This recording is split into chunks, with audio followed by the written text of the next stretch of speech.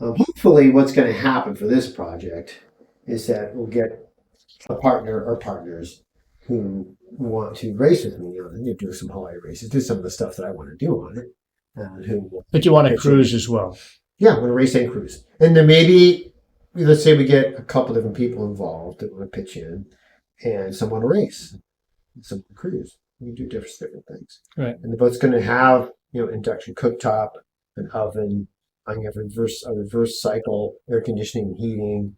So if you do a big race, you just unload a lot of stuff.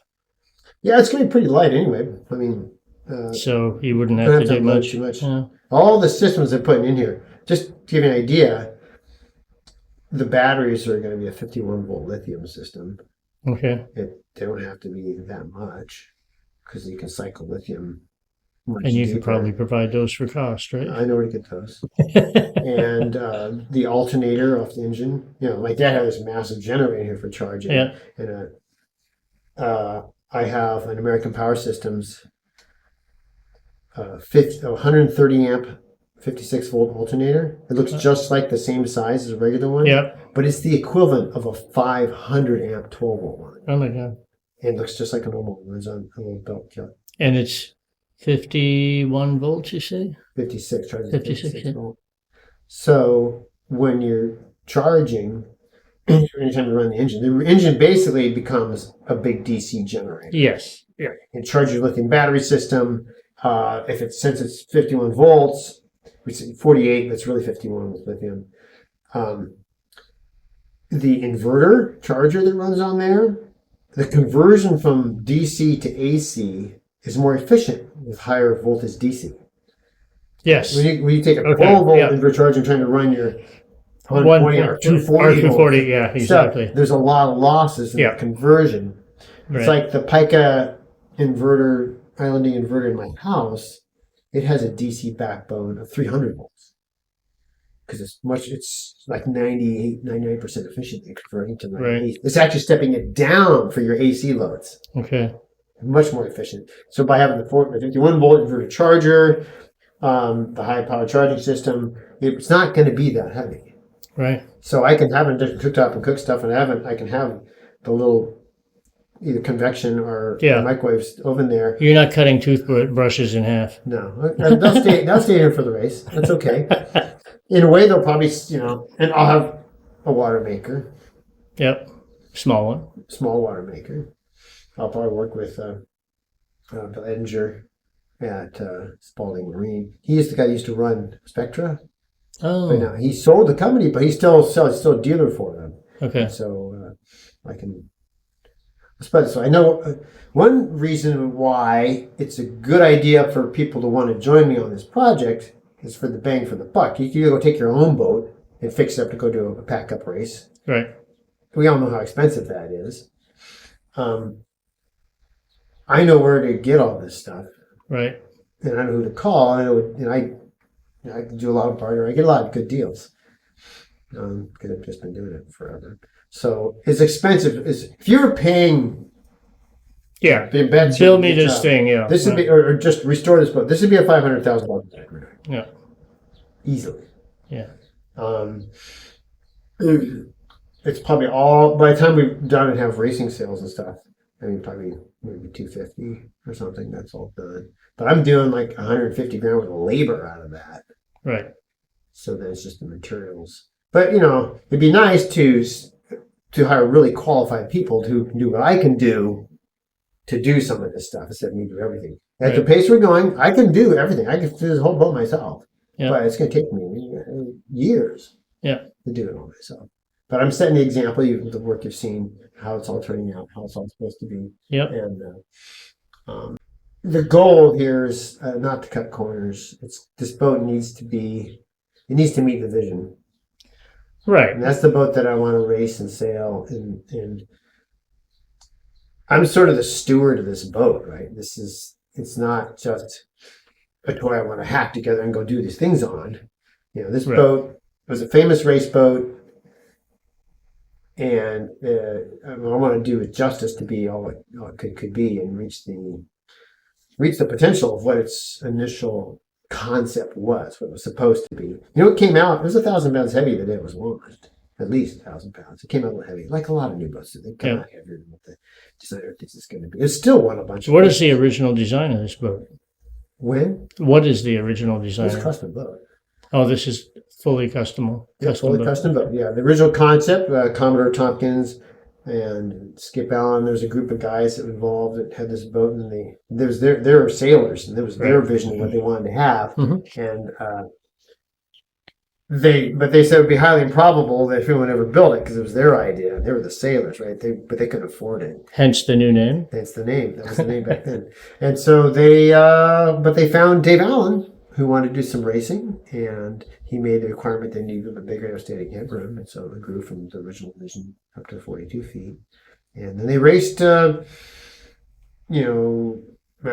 Miami Montego Bay race in 1971. They did Sydney Hobart race. They did this has been on the Sydney Hobart? Yeah. Oh, wow. They did Trans-Tasman to New Zealand. It's raced the Admiral's Cup for New Zealand. And, wow. So it's been all over. It did a bunch of races. And it was still very competitive, even though it wasn't even designed to the IOR that it was racing under. It wasn't designed to the rules, so it wasn't, very, very, but still a fast boat. But my goal, and we're well on track with all this stuff you're seeing here, to be 1,000 pounds lighter than when it was new. Oh, okay. Yeah, well, I mean, lighter than it ever was. Yeah. Rudder's way lighter. The mast is going to be way lighter. Change structure stuff's going to be lighter. It's going to be stronger than it ever was. Yep. And the rigging is different. I mean, we're changing from 14 winches to 6. It's going to be probably more than 1,000 pounds. I would think. It was new, so it's going to be way faster. Wow. I was kind of surprised when you said that the carbon mast, correct me if I'm wrong, was going to be 100 pounds lighter. Actually, that's being conservative. They weighed the aluminum mast, and according to the FAR 40 class rules of the carbon mast, it could be as much as 150 pounds difference. Okay. But I'm rounding down a little bit just to be conservative, but it's a lot lighter mast. Okay. Yeah. The rigging will be lighter. And tires will be lighter. The boom will be... the boom is going to be longer than the old one was. It won't be carbon, but my friend Quinn Olson at Northwest Rigging here in town, who used to work on Ocean Planet back in the day, like in the 20s, before he'd be around alone. Oh, met him really? in Charleston. Yep. And now he's running the rig shop, the local rigging shop here. Oh, geez. He's like, what size boom do you need? I got a bunch of them lying around. And so we found a boom that's exactly 17. The old one was 15. A FAR 40 boom is too long. It's 19. And that would hit my backstay. We need 17 feet to go where the Traveler's going to go. He had a boom there, lightweight aluminum, 17 feet. Perfect. Yeah, so it's at the rigging shop a couple blocks away, waiting for me to get it. The mast, Jim Betts had a mast. He's selling to me at a bargain price. That's right. He happened to be here already. That fits the boat.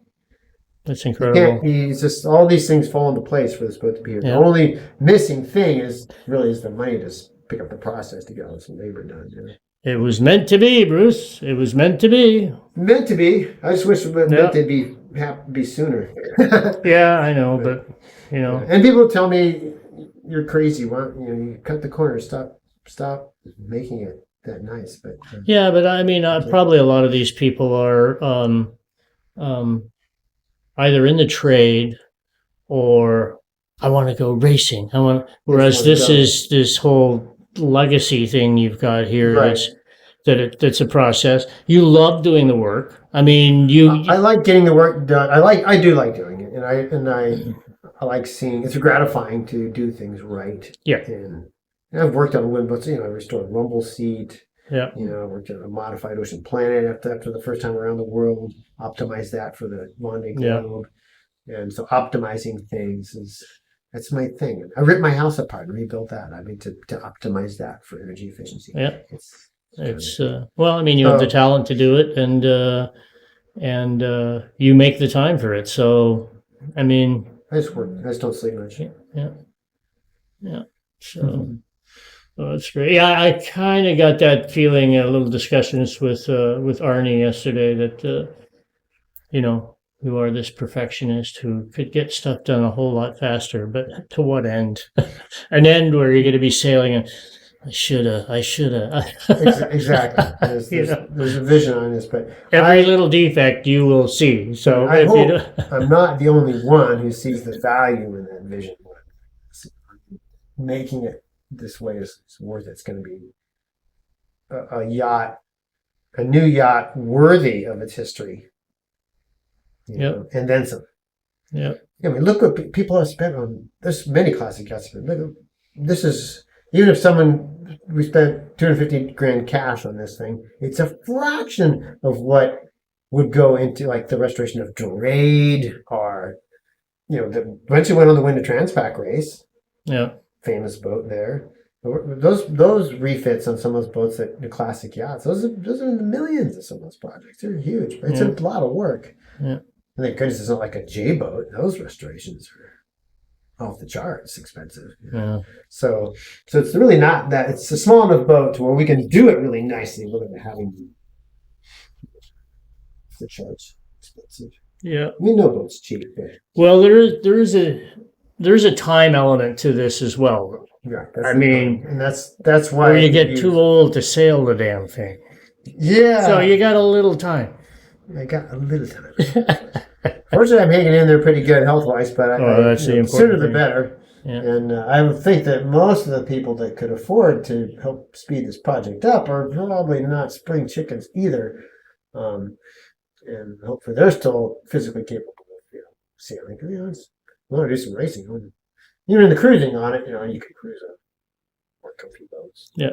But this boat's going to be absolutely lethal in light air with a taller rig. Yeah. And that's key for Northwest cruising, unless you want to move around. Most sailboats that people sit for cruising they're motorboats. They motor. Yeah. Because they're crap in light air. Right. They can't go upwind, they can't go downwind. They're just motoring all the time because they just don't sail for shit. When you have a boat that can sail, 1.5 times wind speed in light air, then you don't have to motor as much. Right. We'll still motor, and we do. We'll be charging our lithium batteries with our high efficiency alternator. Right. So there's a reason for all this semi-Spartan but very efficient cruising where you're able to sail a lot and really appreciate the environment in the Northwest. Right. Yeah.